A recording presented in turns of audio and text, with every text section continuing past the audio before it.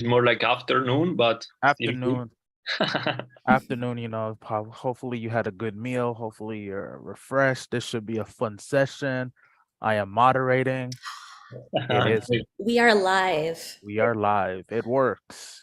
All right, Yes. so I guess I'm gonna start it off.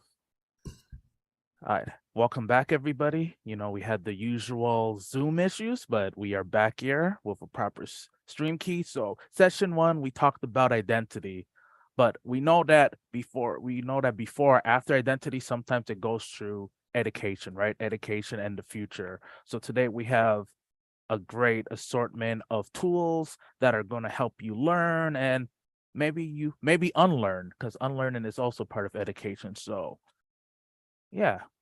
And today we are going to start off with Anthony. Hey everyone, thanks for having me here. Hope you're having a great day. Let me go ahead here and just make sure. Sorry, y'all, real quick. I just want to make sure my slides are actually in presentation mode. Just one second.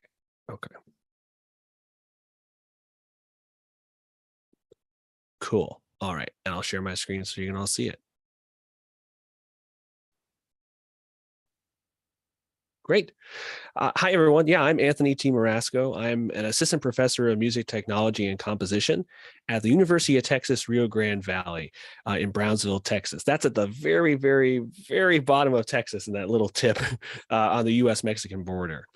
For today, I wanted to talk a little bit about this concept I've been exploring with my students here in our music tech program about how to approach computer music performance, making music with a computer as an instrument, as opposed to, the typical DAW approach where we sit down, we write, we change, we layer, we come up with a final product and then share it with people after the fact. This live performance aspect of the computer is pretty new to most of our students here in this music tech program that I head up. And this is when I talk with my students, an example or a couple examples of what they typically see or know about making music with a computer before they come join us here in classes or in our new music ensemble, which is a new group that we started last spring for performing music with computers live. Typically what they're seeing on social media is stuff like you see on the left picture here. This is an example of the Monome Norns, a little pocket computer that runs on a Raspberry Pi. You can interface with it with a ton of MIDI controllers, including this nice Monome proprietary grid. Most of the developers of those instruments really go for abstract, very fun imagery like this whale attacking a sailor here. The grid can be anything, of course, and so it's a lot of really nice patterns of lights that play back samples or synth engines. Very abstract, but very fun. And we see this also with things like larger scale software, Ableton Live, with grid controllers like their Push, which help kind of like extrapolate some of the complex things about computer music performance and make more interactive experiences without looking at the computer, let's say. However, the reality still exists that when you want to start learning about, how to perform something that you built yourself, or you want to build something that's a little more flexible or perform something more flexible, like let's say building a set of instruments in Ableton instead of just a pre-made instrument, this is the reality that our students get faced with, right? This really nice but dense and complicated UI scheme. And this is the case for most musical instruments on a computer, even ones that are built as max patches and then kind of sent out from composers to ensemble members. This gets daunting for students, particularly if they've never yet explored a DAW, if they've never yet kind of understood this idea of a virtual instrument is here's how you interact with that instrument, how you then pass that sound onto effects, those concepts of signal flow, of chain of command, they're very daunting. And so what I ended up exploring, or what I've been going to work with my students here, is to start with live coding as their kind of introductory approach to making music with a computer in real time. And that's where I kind of came up with this concept with the title of the talk, about learning how to talk to your computer about music, not just clicking buttons or moving sliders and dials. Those are all important, and they are very expressive ways of performing. They still are, and they have been for a long time. But as you've all explored, live coding and writing text-based instructions for computer performance is also expressive. It may not be in the exact same one-to-one physicality approach as turning a dial, but that doesn't mean it doesn't exist or it's not possible to do with text. For me, what I've been exploring with my students is this concept that gets overlooked when working with a DAW like Ableton or Logic or MainStage, which is that a computer needs instructions. And that when you want to talk to your computer, to ask your computer to do a certain thing, and you have this one-to-one bi-directional communication going with your instrument, live coding acts as a great way to do that. That's a low barrier of entry and very friendly. You can actually start using language that students already know. Now here at UTRGV, we're a bilingual institution. So, there's always the thing to address, of course, that some live coding platforms tend to be English focused, but I know there's been some research on different languages for live coding platforms, and Spanish would be really helpful for us here in our region of the country. But regardless of the language, the idea of saying that we're not going to use a lot of drawings, we're not going to use many symbols. If we do use symbols, they usually are data focused, like numbers or strings and words. And that when we do actually construct an instrument or talk to our computer about making music, it is a word, it's a phrase, and it's a set of dialogue that we create, just like we would if we were talking to each other and asking a violinist to do this, and then to follow that action with another action. Many of you, I think I heard in the last session, were talking a bit about archiving and having an example of the music you make. That live coding allows for that, because you can archive this text and have a record of what you did. And for me and my students, this works out well because we can look back on this as a performance review. We don't have to do a screen recording and watch what clips we launched in Ableton, or if we didn't have the quantization settings just right to kind of have these clips organized. We can actually export that code, look at it, see where we had errors, see where we excelled in certain things, and then go and work on that as a starting point at our next practice session.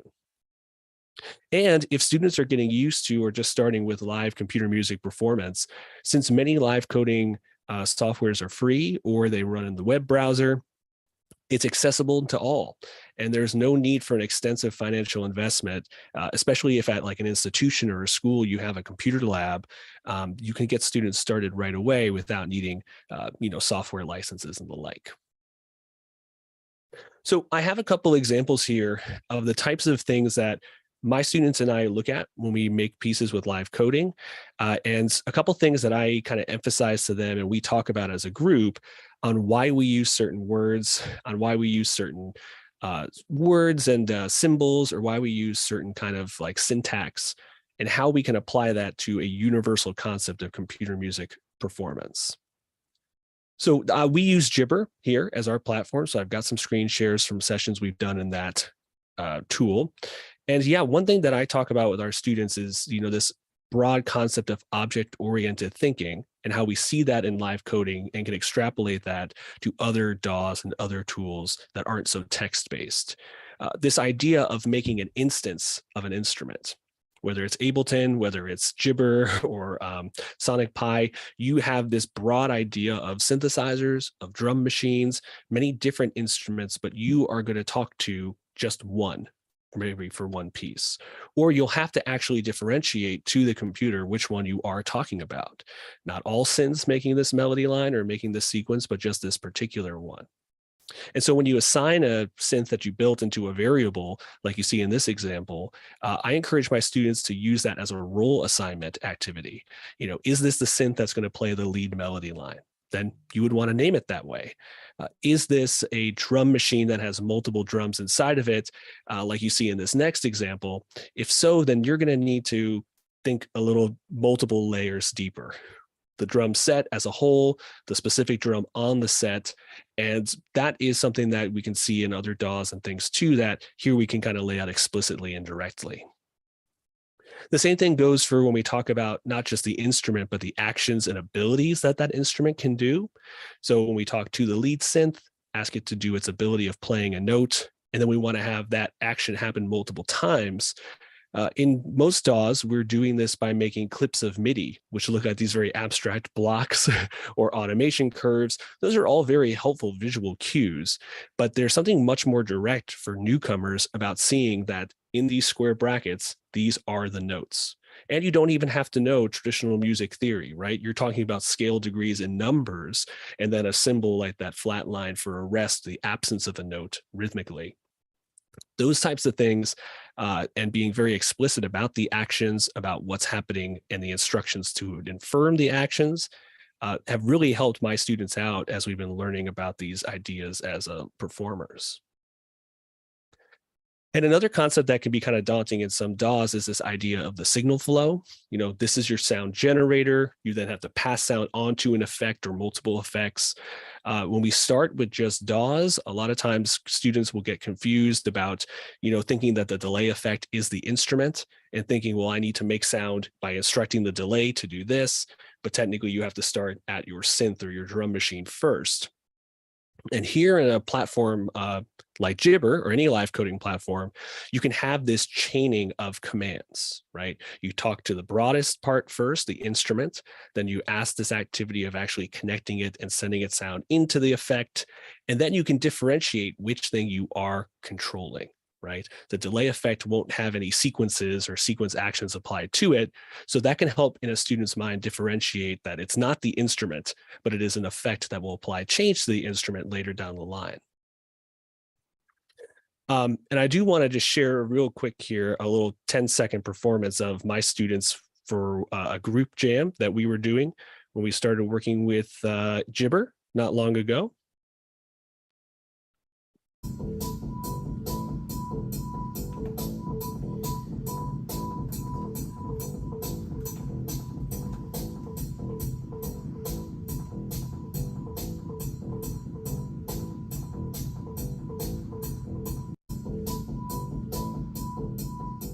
So this is an example of a typical practice session that we would do in our weekly lessons to build a piece with Jibber for our concert last spring. And this is a collaborative jam. Jibber, like many platforms, has the ability for everybody to join a shared room, to work in a shared code editor.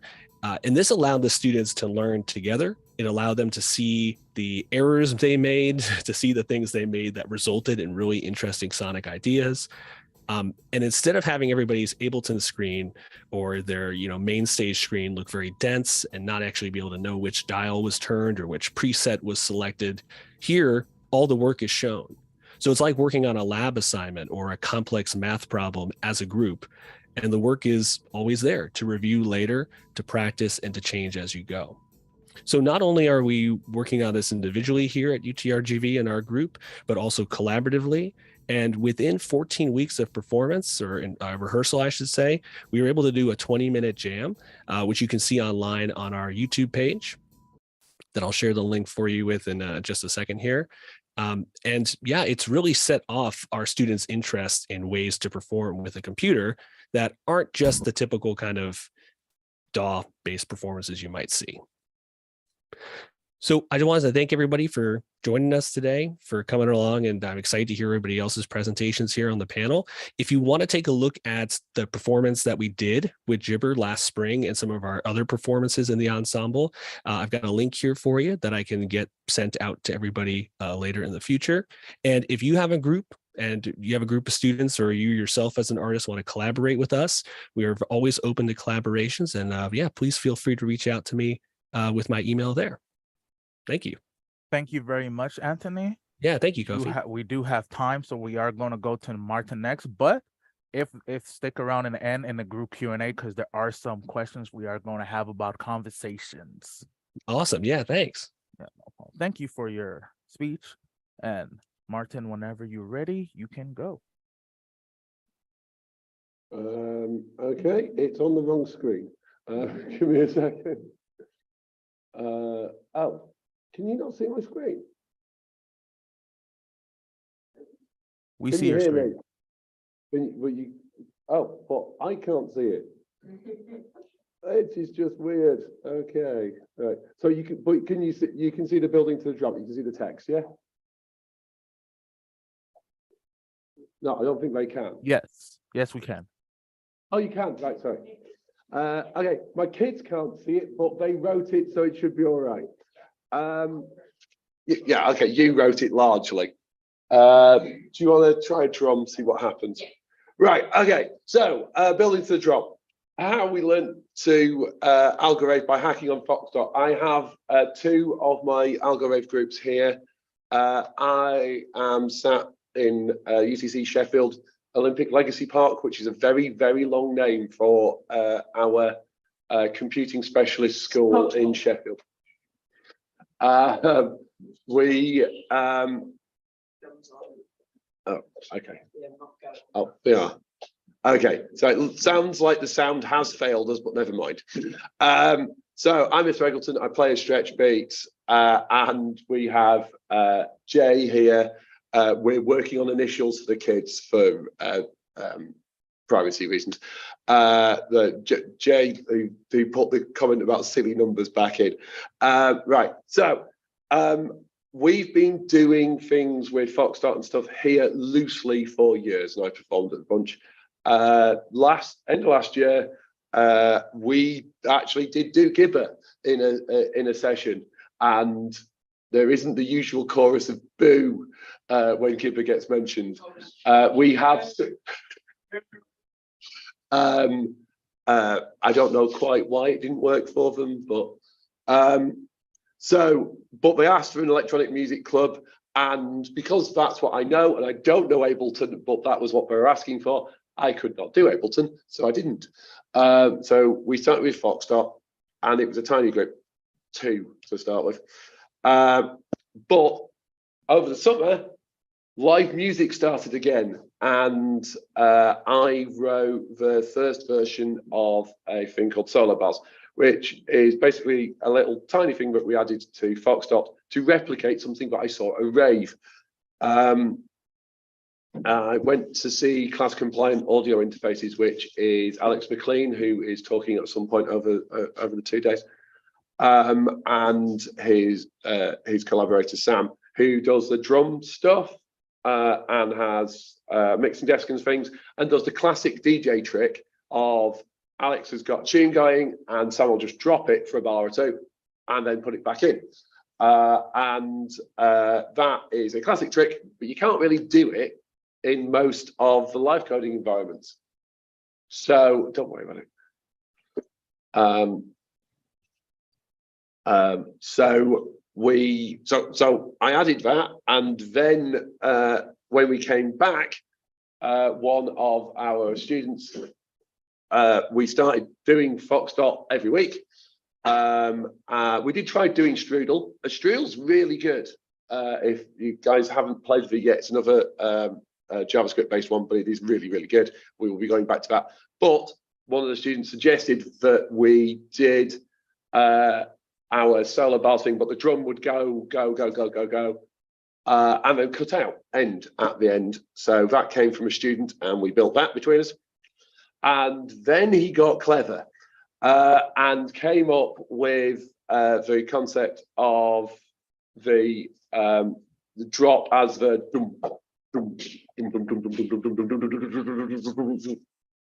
stop, and the other tune, next tune comes in. That took a lot of coding. In fact, we got it working this afternoon because we've only been doing this as a group since September. And in fact, the younger members only joined 2 weeks ago. So we've been a bit against the clock. So that was what he specified it should look like. That is actually what it does look like. Like you're adding an instrument and you're telling the instrument to set. We're going to add this space instrument S1 after we have added this drum going fast and building up to the drop. And when the drop finishes, the new instrument that comes in will be S1. You can give it a list and such like. So we did manage to get it to work. I do not know what the next slide is going to do.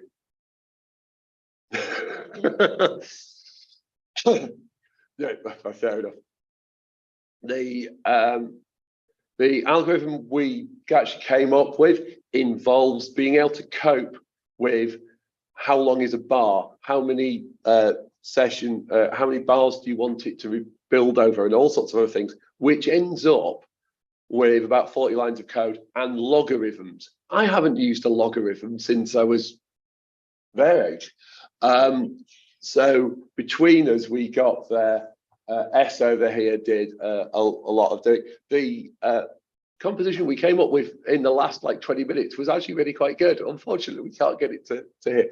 So on our site, which we will put, I will send the links through.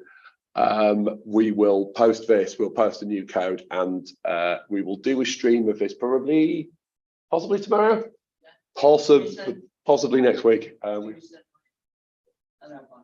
Okay. I'm going to ask them for a very brief bit of input.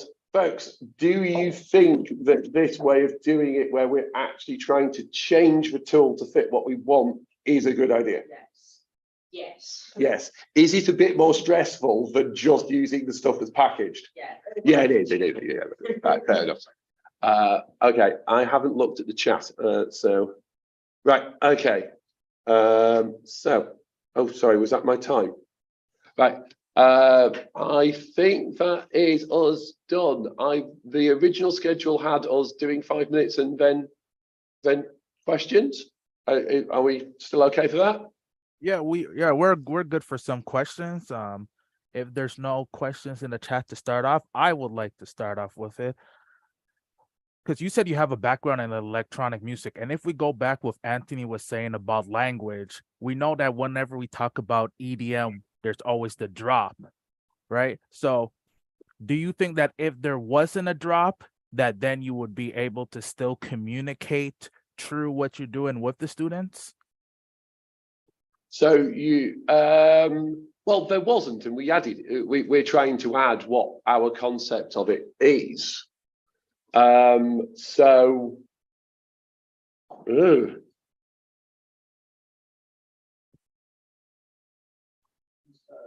I don't know.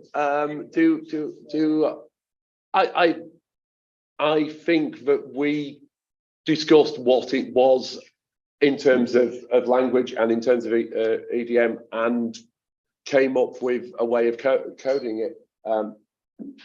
Well, let's look a little bit more tidy. So does that answer the question? Oh yeah, there was no right or wrong question. It's just interesting because, you know, so far in both of the presentations y'all did, there is that explicit and indirect notion of like how language dictates how we flow, right?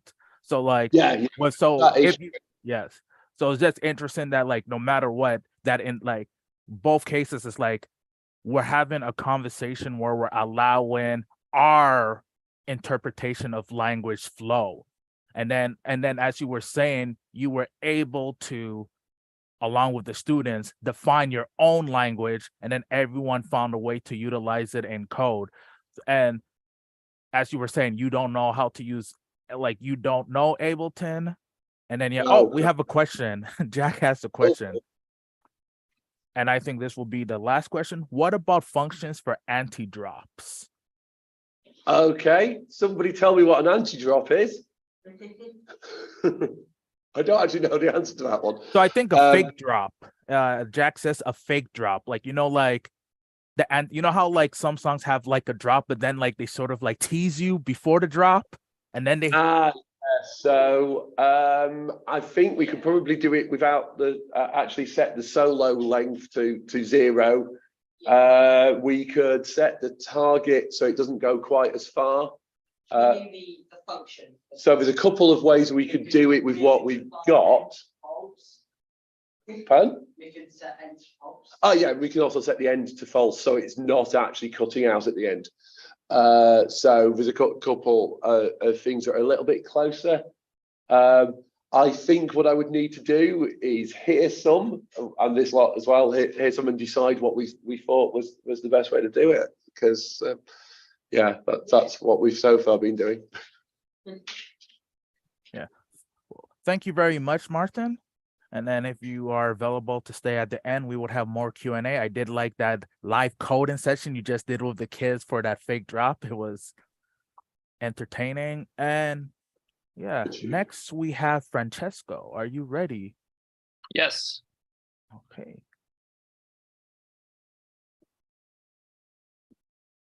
Okay, so hi everyone, I'm Francesco Corvi. Maybe some of you from more live coding community know me as Nesso. And today I wanted to talk to you about this ongoing project, live coding in middle school, how to improve music teaching with live coding.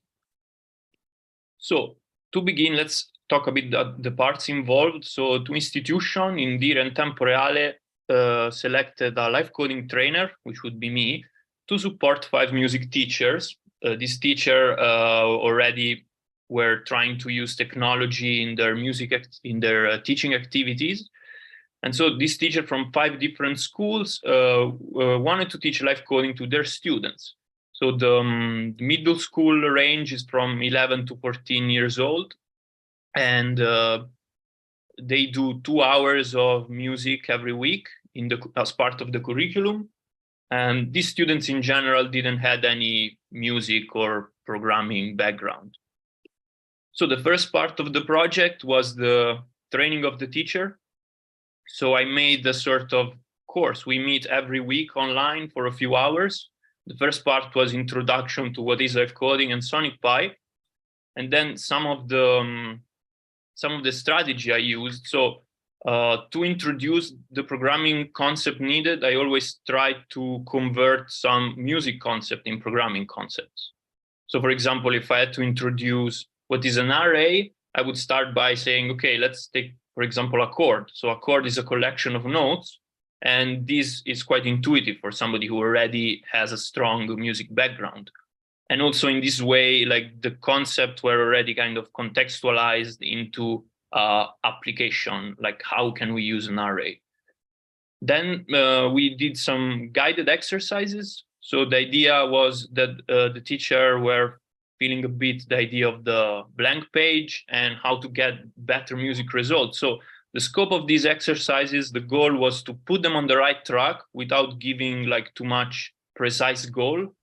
So it would basically guide them into implementing their own idea from scratch, and the idea should not be just using a function or copying an exercise. Also, like in each of this session, I was asking the teacher, like, you don't have to bring a working code. That's not important, even if it's full of errors, but try to bring an idea that is connecting a bit your musical background with this kind of more computational way of thinking about music.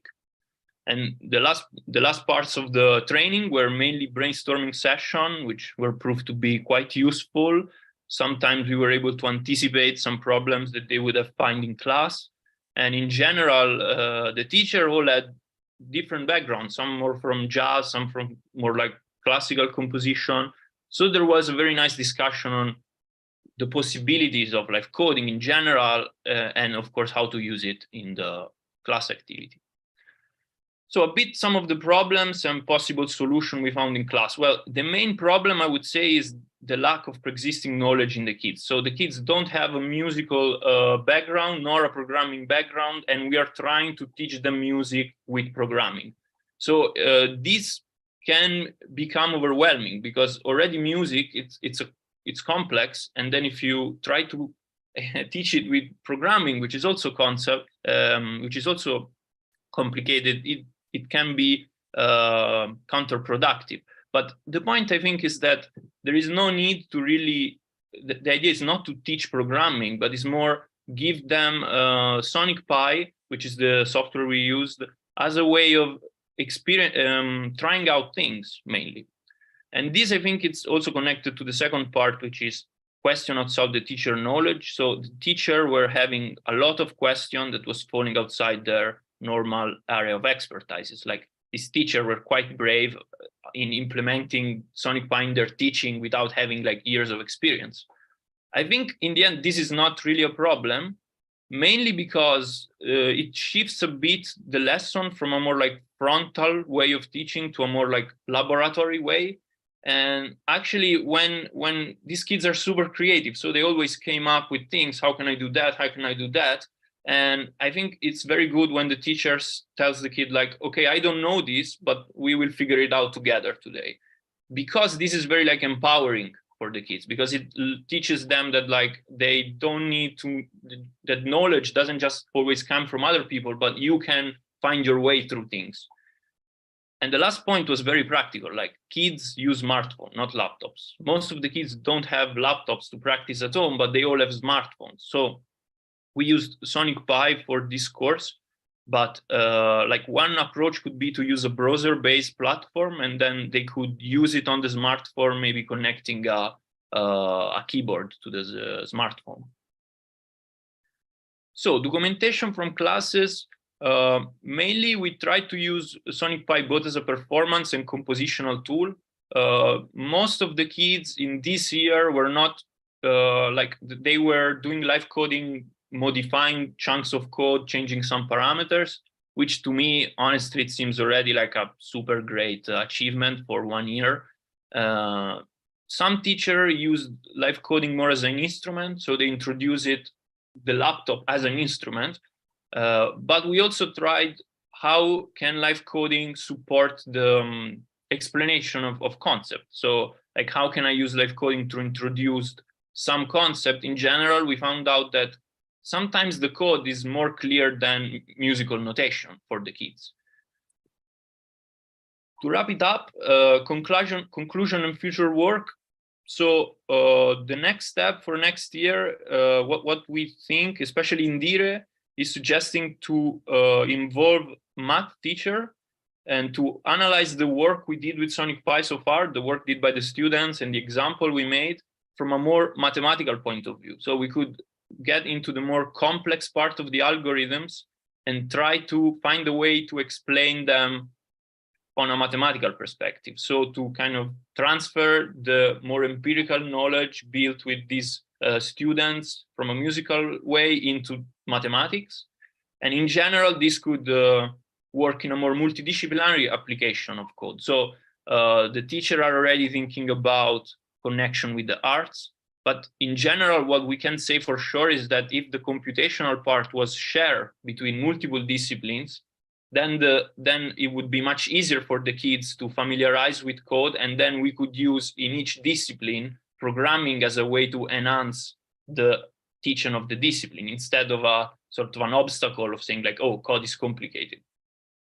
I don't know if that makes sense. Maybe we can talk more about it in the question. But the last part is curricular activities and external labs. So we did some external labs. So some teacher did external labs in their school, and these two things can work out very good together because the students that are more interested, they join the external lab, and then they can help in the curricular activity, the teacher, by helping the students that are less proficient in coding. So if we design curricular activity and external labs to help each other, this is a very good way of getting things done. Also, like what I want to point out is that with this project, we wanted to introduce this as a curricular activity because I think it's very important to give all the kids this opportunity. So not just to the one that can follow the external lab. Okay, so thank you very much. Here is a list of all of the teachers and all the people involved in the projects. And so thank you. That's it. And maybe if there are some questions, we can go with those.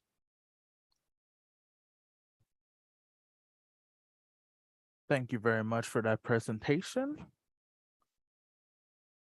And if there's not, I will ask the question because I always have questions to ask. How did you find reteaching teachers, right? Because we know like teaching does have preset rules, right? Like you learn to teach, right? So what would you say some of those teachers really had to unlearn? Well, I think that they didn't have to unlearn a lot, maybe because also this teacher in the first place, they wanted to be involved in this. So they were looking forward, let's say. I think that actually the idea that they had very solid musical skill was very helpful because of this concept of trying to translate those into the into code. So I can start by the knowledge you already have and find connections with how you convert like a musical idea into code. So I think that that worked very well. That was, I think, the main like the explanation of the programming concept were not comprehensive. It was more like, oh, how can you take, for example, I don't know, some ideas could be a chord or a loop. Like all these things are both like have a meaning from a computational, but also from a musical point of view. And I think, Anthony, you had a question, if I'm not mistaken, that you may ask. Yeah, actually, you were addressing a lot of it with your question, Kofi, about training teachers, because I did that for a long time, was training teachers how to do creative coding in graphics, and we didn't do live coding, but we did some web audio and JavaScript. Did you find, Francesco, that the teachers were able to sort of find analogies to explain the concepts to themselves and also to their students, like to look back to what they, maybe if they teach a different subject that's not as art driven, to kind of say, okay, this is similar to something in the real world or something we do in another class around the physical sciences? And if so, I'm curious, what were some of the common ways that teachers tried to make sense of something that was new to them and to explain it to their students? So I think that yeah, I think if we take like coding, like live coding music, it's a multidisciplinary thing. Like there is a lot of math and logic involved, and the point is that the music teacher can explain to the kids like more the math part, but of course it would make much more sense if it's a math teacher that does that. So, and also like the goal of this lesson is to teach music, not to teach programming. That is also the idea. So I think that the main thing is that if this would be introduced with all the different subjects, then this would kind of be solved by itself. But I don't know if I answer exactly what was your question, if it was this or okay. Thank you, Francesco. And when we stick around, we shall dive more into this multidisciplinary type of teaching for live coding. And next, we have Sarah. Sarah, if you are ready, you can go. Hi. Hello, everyone. My name is Sarah Bouchard. I'm located in Richmond, Virginia. We're going to switch gears a little bit because while I am a teacher at VCU here, along with Kate, my colleague, and I am going to be teaching next semester a collaborative sound performance class, I am actually going to talk more about my own practice as an artist. And show you some examples of live coding. So I am an artist working in sound performance and installation. In my practice, I collaborate with the environment. I give voice to inanimate objects like rocks, sticks, and leaves, which, like bodies, act upon their surroundings and contain histories. I animate these bodies with my own body by manipulating objects, walking through spaces, and sometimes by singing. So I originally started experimenting with Sonic Pi. I forgot to mention the title of this is Embodying Landscape in Sonic Pi. So I originally started experimenting with Sonic Pi as a way of incorporating environmental data in my work, which if we have time, maybe I can share a little bit of that. But as I got more adept at coding and improvising, I was impressed by how quickly I could build layered, spatialized compositions with my own field recordings and samples within Sonic Pi. This way of working is totally new for my practice and feels akin to sketching or painting, and helps me build an immersive virtual space that lives in parallel to the site that the sounds come from. So I'm going to open up Sonic Pi.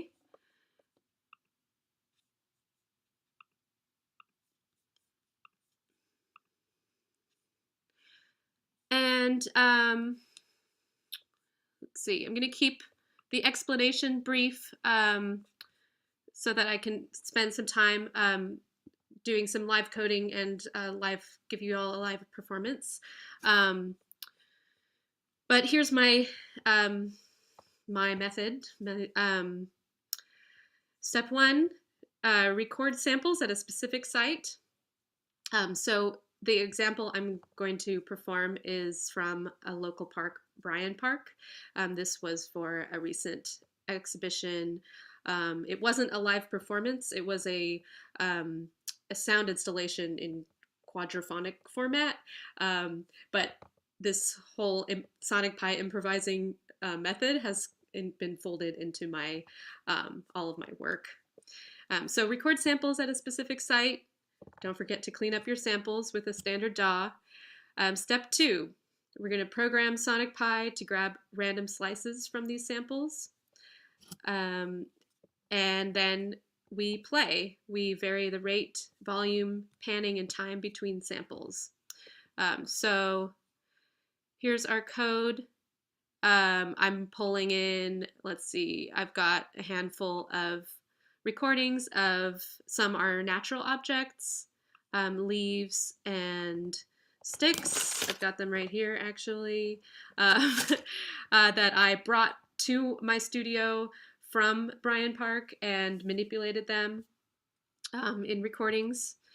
And then some of these are water. I recorded with a hydrophone in the park, and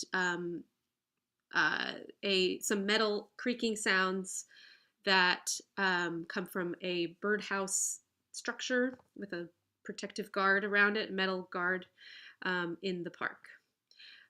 So my loops, my live loops, I basically have a structure that I've started to reuse over and over. It's taking a random starting point to start the slice. Select random starting point of slice. That's S, and then we're calculating a finish point. So what this is doing is it's collecting a random sample from a random slice from my sample and varying the start and finish point. And actually sometimes I vary this. Oh no, that's a little bit later. And then I'm varying the amount of time between the samples. So we're gonna get, with all this randomization, we're gonna get a more naturalistic sound. And then within each iteration, we're varying the rate a little bit so that the pitch is a little different. We are varying the volume and we're varying the panning, which is essential to getting this immersive space. I also have a little bit of reverb on it to kind of give it a space. It's the reverb is being randomized also, so that some sounds sound a little bit closer to your ear and some sound a little farther away. So let's see. I think what I'll do is maybe first just give a little sample, and then I'm going to launch into a short, very, very short performance.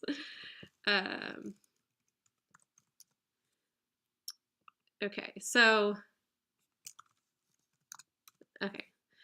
so this is the sound of some sticks.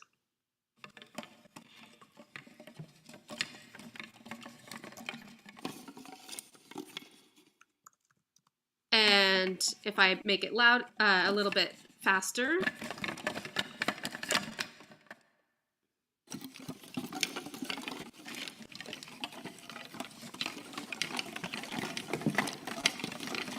then we're starting to sound a little bit more like rain. So before I start my little performance, I just want to mention that another strategy I use is to repeat each slice a certain number of times. I have it set to a random number between 1 and 5, and that can help. I'm not really sure. Like, it's it just gives it a further depth of if you want if you have a slice, if you have a sample that has very different parts to it, like my leaf part, some of them are shaking the leaves and some of them are crunching the leaves. So if I want my overall sound to be to have a nice amount of time where we're hearing the leaf shaking, and then maybe then it transitioned to a little bit of crunch. That's where the repeats come become useful. Okay, so I'm going to just play for a couple minutes, and then we'll probably be out of time, or maybe one couple questions. All right.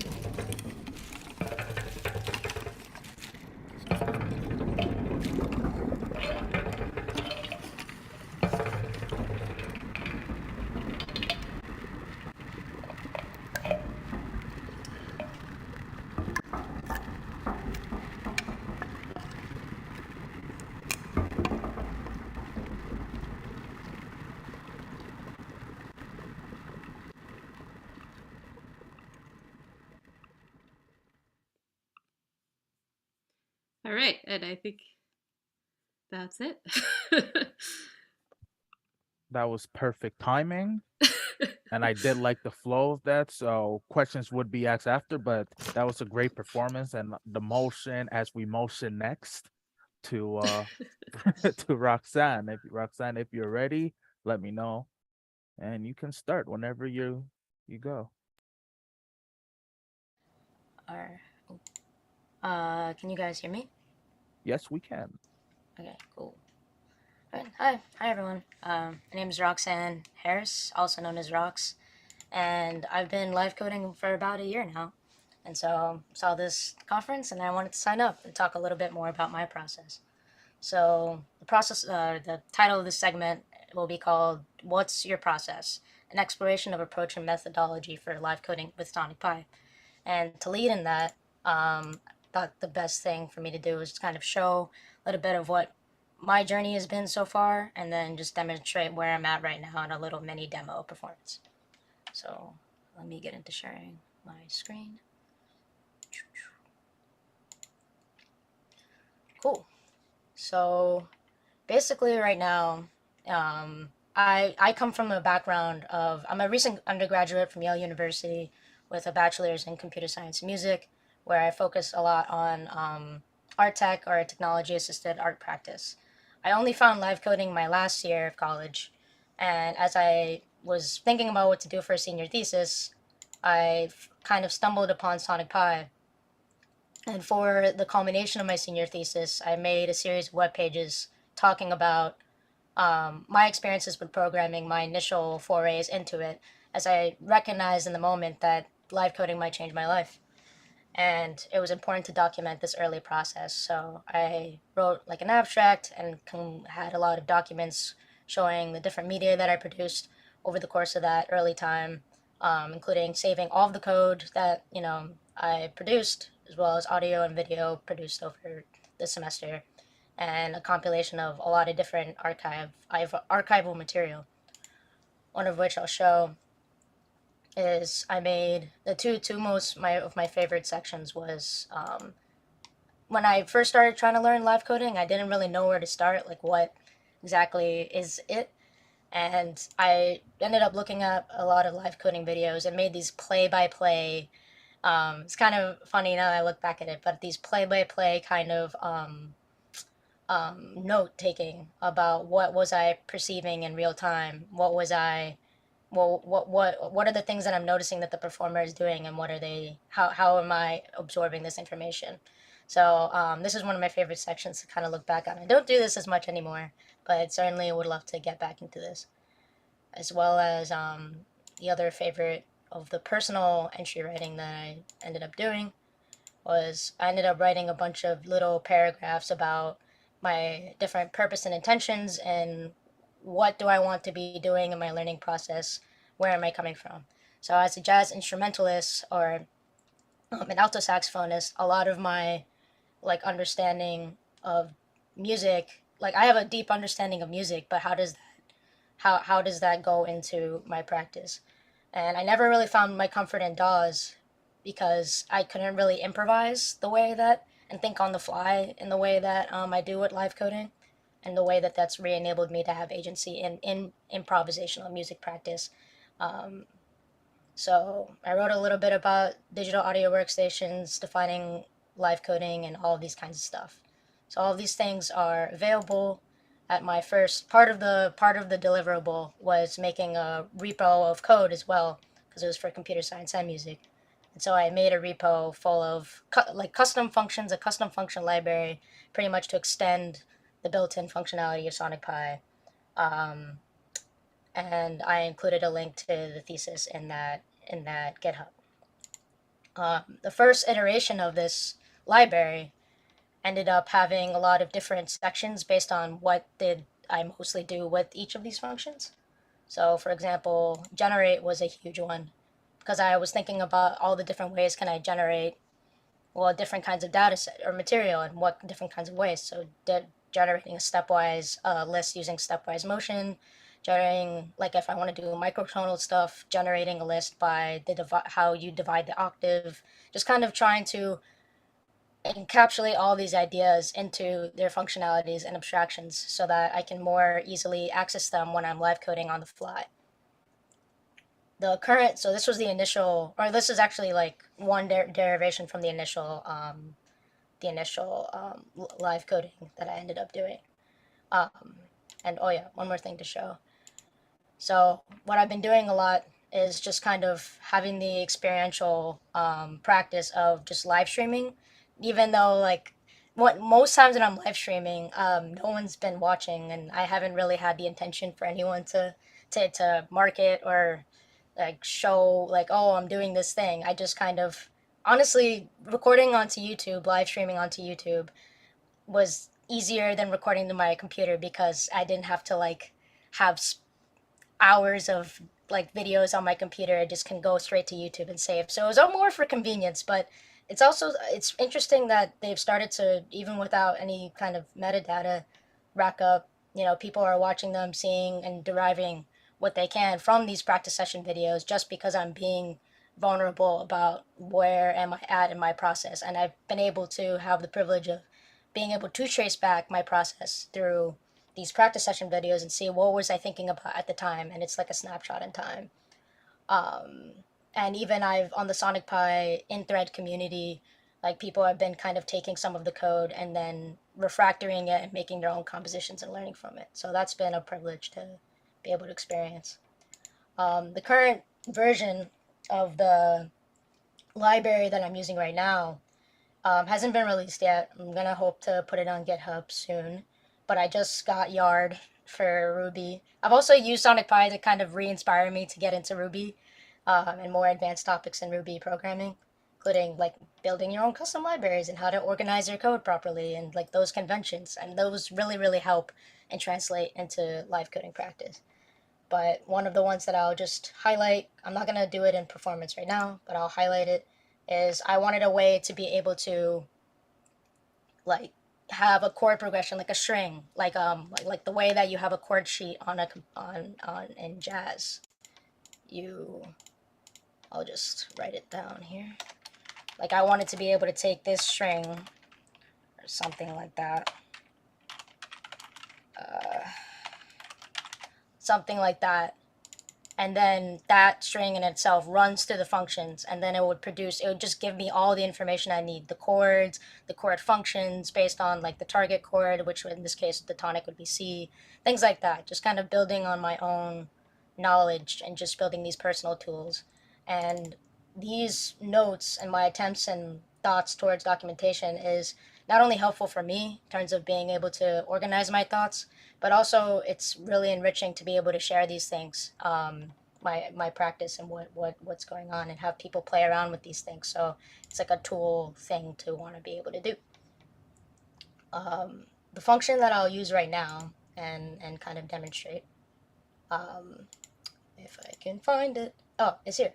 Arrange is one of the newer functions that I've made, where it's been a journey with Sonic Pi in particular, because with Sonic Pi, you have the live loops, and the live loops, even if you are within the live loop, and if it sleeps for like 16 beats, any changes that you make to the code and run won't be reflected until that live loop re-triggers itself. So the distance between the conception of the thought in my head from the actual execution of it and reflection of the sound can be very different. And that can really help in some cases, like if you're trying to DJ or trying to like build on a sample, like that has a context in which it really helps.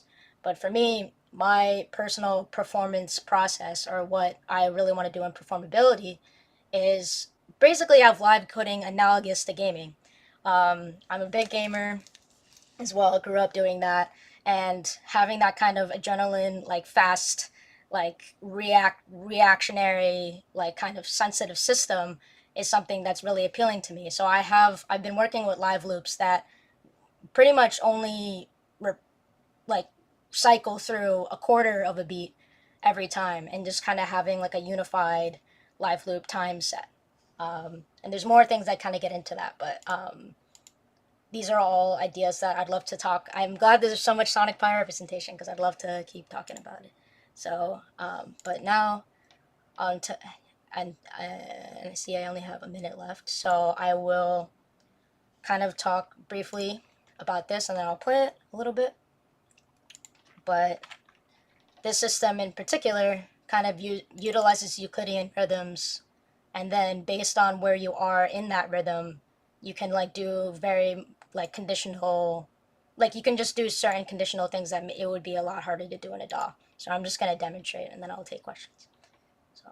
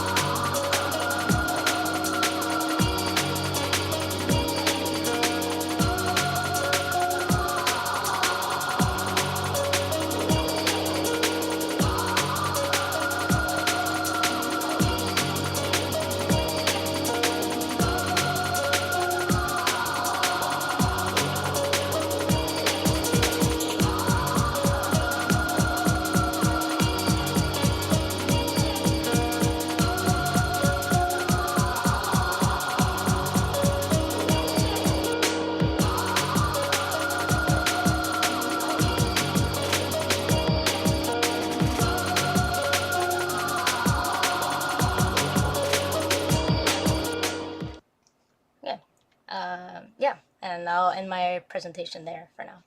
But thank you for your time. Thank you very much, Roxanne. And I'm just going to say what the chat been saying. I am not pushing this. The chat is saying they do want to see a Sarah and Rox collab. Just putting it out there. Just putting it out there. And now, since everyone has presented, we are open for questions. So if you have a question, you can write it in the chat. And I'm gonna start it off, I guess, as per usual. So even though everyone had a different sense of education, because that was the main theme, there was one consistent theme that was present in everyone's speech, and it was this notion of documentation and archiving. And all of y'all did it in different ways. But also it seems that everyone also said that is something that you can do with live coding versus a DAW. So do you think that documentation helps a learner achieve agency within live coding or agency within music creation? And this is open for everyone.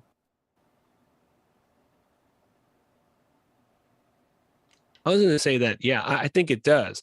I think it definitely helps performers explore agency and yeah, making music with a computer. Because a lot of times, I think if you're doing the kind of layer by layer by layer creation in a DAW, and then your piece lives on, even in the saved DAW project, you may go back and see that and say, okay, I see the edits I made. I see the automation curves I drew to have changes over time. But you still kind of are seeing mostly the result and or kind of the visuals of the instructions versus the kind of explicit conversation almost or like dialogue you had with your computer in that performance sense. And I think that, yeah, I think live coding allows you to look back on what you made and wrote and see it as a conversation or a dialogue, or here's how I spoke with my computer, here's the things I needed to be direct about, or the things that I could be a little more flexible on. Here's where I asked for some input from the computer with like randomness and things like that. And I think it could be really helpful to see that. Also, maybe one thing. Oh, sorry. Oh, yeah, you can go. I was thinking how we can like write documentation, so provide information, but at a certain time avoiding biases in the documentation. So like I'm not pushing you to do things in a certain way. I'm just giving you the information for you to find the actual kind of way then of using it. I think that's something which it's very hard, actually. I think it's the main hard thing when you have to write documentation, maybe. But yeah, I agree. In my experiences with documentation, like I think finding that difficulty, I kind of just was like, then sometimes in that case, being just honest about, look, this is just my practice, where I'm coming from, and like derive what you can from that, and just having that kind of transparency that this is not like dogma or this is like this is the way to do it. This is just supposed to be an inspirational text. And in terms of like DAWs, like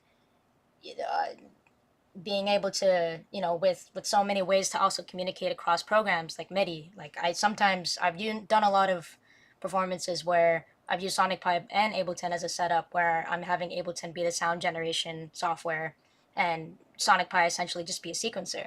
So like you can still enable like things to kind of be collaborative, and like or if someone is a dead set Ableton user, I got them to use Sonic Pi because look, you don't have to abandon your whole practice. If that's where you're coming from, you can just add this to your palette. And I'm thinking about how that question relates to my practice. Well, of course, with live coding, as opposed to a traditional DAW, it's improvisation. And then when we're like talking about documenting something, it's a documentation that's not a frozen in time kind of thing. So with me, when I'm having a conversation with these materials or places, it feels more like they're talking, because it's not always the same. Like, if I was I used to work primarily in Audition, and I'd put my samples in, and here's my composition from A to B. But who's to say that that's what the leaves are saying, you know, like I like this way of working where it's constantly changing, like a natural occurrence, you know.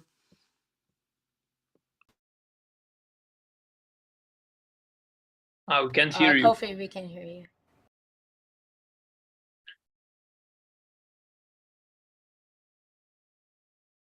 Still no? Okay, you can hear me now. Yes. Yes, little sound audio. To piggyback on what you were saying, sir, and I'm going to ask you this first, and then everyone else can chime in.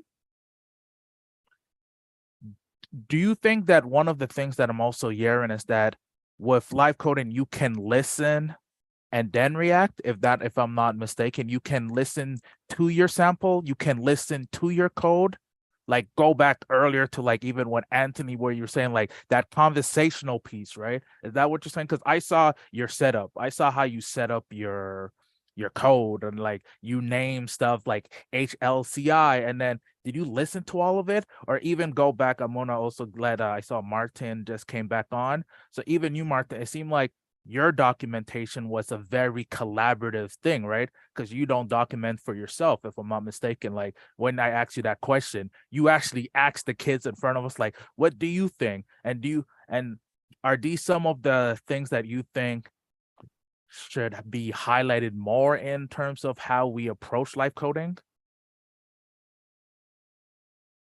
Right. Okay. The first part,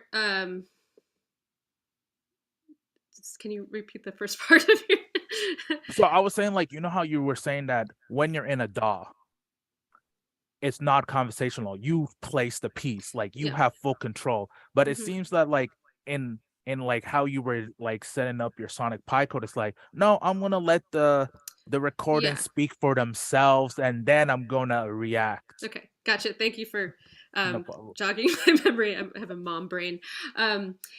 Yes, totally. I mean, one of the exciting things about using Sonic Pi is like the surprise factor. You know, like I'm like have these samples, and I can very quickly create something that sounds totally unlike.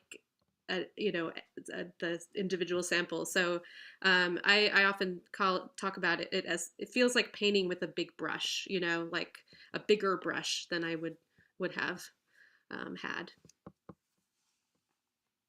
And Martin, Yeah. A brush that has emergent characteristics. It changes shape as you're using it.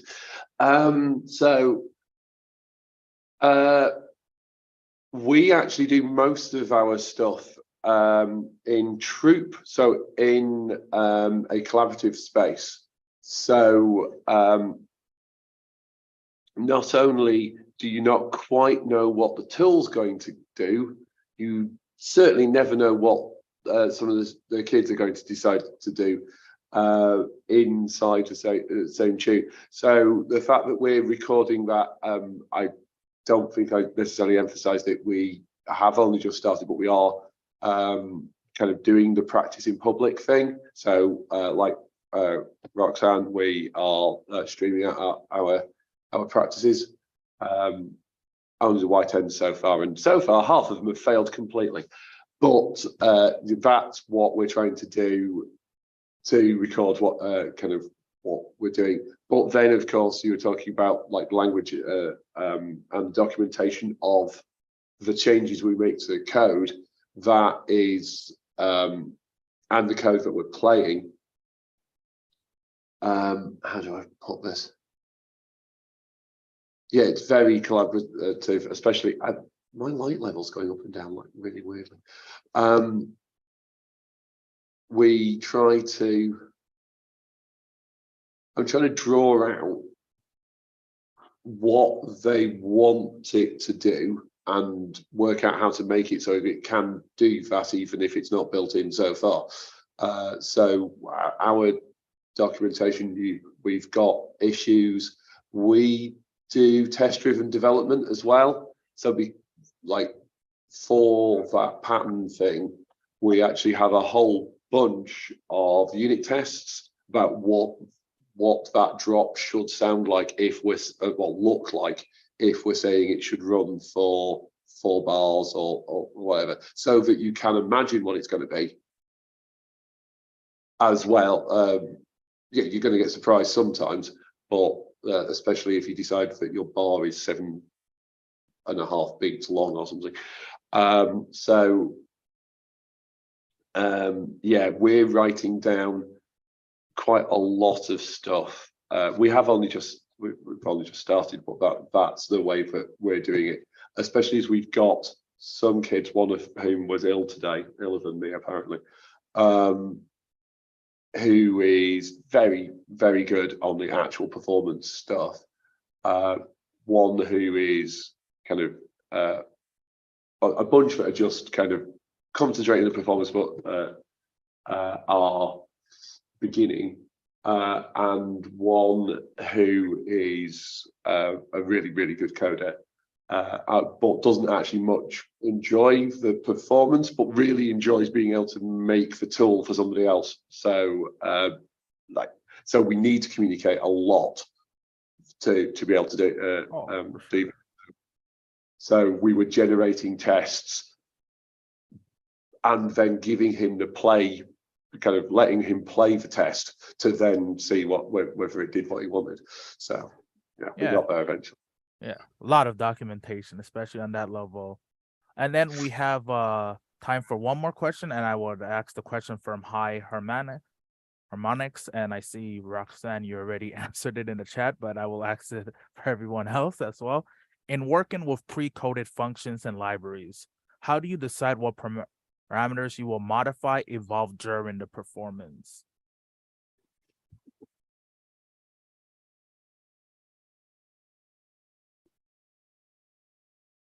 I think, to answer that question, since I'm working with a group of students, or even if it's just one student, we'll kind of explore first, as if it was any other instrument. Like, if it's something that's somewhat similar, like a synthesizer, and maybe we've used synthesizers in previous lessons, or they've used synthesizers in a DAW, but haven't actually live coded it before, we'll kind of say, okay, what's similar? What do we know about this instrument? If we look at the parameters, are these universal things like filter cutoff? It's going to work similarly here than other places. And if there is anything that's unique, we were talking just a lot about documentation. And yeah, if a library or like a add-on kind of component has great documentation, then it's easy for us to be able to say, okay, let's dive in together. Like Francisco was saying, let's work together, teacher and student, so we both kind of understand, and then we can kind of clarify to each other. And then, kind of exploring what you can do, what you can do in the other instruments that you can bring over to it, I think is a good technique to start with. Yeah, I feel like that is the question in the creative process for when you're live coding at performance. I mean, for myself, there's a lot of intuition and just trial and error. I mean, the piece that I showed today is a little bit different because a lot of it is randomized. Yeah, I don't know, just sort of trusting your creative gut, I guess. And Francesco, you have anything to add, and Roxanne? Well, I think mainly these two questions we had are kind of correlated for me. I think that one point is every time I have to introduce a function to a student, well, I can tell him like, oh, this is how the loop works. And I'm explaining, but at the same time, I'm implicitly telling like, this is the way you should use it. And that's sometimes I think, especially with young kids, you can leave them think without having a very good explanation, and then they will probably find a way which is not the actually way this was meant to be. But in the end, if I think more generally about live coding, I don't think that like live coding, like compared to a DAW, yeah, for sure, like live coding, we can go more in depth and think more programmatically. But even in live coding, the language and all these things are influencing our way of thinking and doing music. So maybe especially for young kids, you can leave them be and like experiment, and then just afterwards tell them like, oh, okay, now what you did is great.